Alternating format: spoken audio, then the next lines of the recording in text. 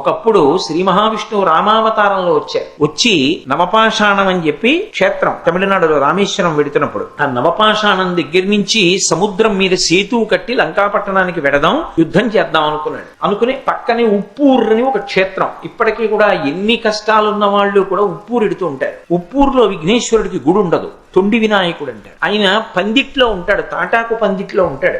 ఆయన దర్శనం చేసి ఆయనకి నమస్కారం చేస్తే ఇక్కట్ల నుంచి బయటకు వస్తారంటారు. ఆ ఉప్పూరు పక్కనే ఉంది, నవపాషాణం పక్కన. ఆ ఉప్పూరు వెళ్ళి రామచంద్రమూర్తి విఘ్నేశ్వరుడికి నమస్కారం చేసి ఇక్కడి నుంచి నేను సేతువు కడుతున్నానన్నాడు. వెంటనే మేనమామ కదా మరి, శ్రీ మహావిష్ణువు రామావతారంలో వచ్చారు, మనుష్యుడిగా ప్రవర్తిస్తున్నాడు, అందుకని మేనమామనంటే ఒప్పుకోడు. ఎందుకని విఘ్నేశ్వరుడు ప్రత్యక్షం అయ్యి అన్నాడు, ఇక్కడి నుంచి కట్టద్దు, ఇక్కడి నుంచి సేతువు కడితే చాలా దూరం అవుతుంది, ఇంతకన్నా కొంచెం దక్షిణంగా ముందుకు వెళ్ళి అక్కడి నుంచి సేతువు కట్టు, కడితే ఇది తిన్నగా లంకాపట్టణంలో రావణాసురుడి అంతఃపురం ముందుకెడుతుంది, నీకు కష్టం తగ్గుతుంది, దూరం తగ్గుతుంది, లంకాపట్టణం యొక్క కీలకమైన ప్రాంతానికి సేతువు చేరుతుంది, అందుకని అక్కడి నుంచి సేతువు కట్టన్నాడు. అక్కడి నుంచి రాముడు సేతువు కట్టి ప్రయాణం చేసి వెళ్ళాడు. కానీ విఘ్నేశ్వరుడికి తర్వాత దేవాలయం కడదామని ఎందరో ప్రయత్నించారు. కానీ అక్కడ గుడి కడదామన్నా, గోడ కడదామన్నా, తలుపు పెడదామన్నా ఆయన ఒప్పుకోడు, విఘ్నం వస్తుంది. ఎందుకని అంటే చాలా మందికి కళ్ళలో కనపడి చెప్పాడు, నా మేనమామ రామచంద్రమూర్తిగా అవతారంలో ఉన్నప్పుడు మా అత్త సీతమ్మ కనపడలేదని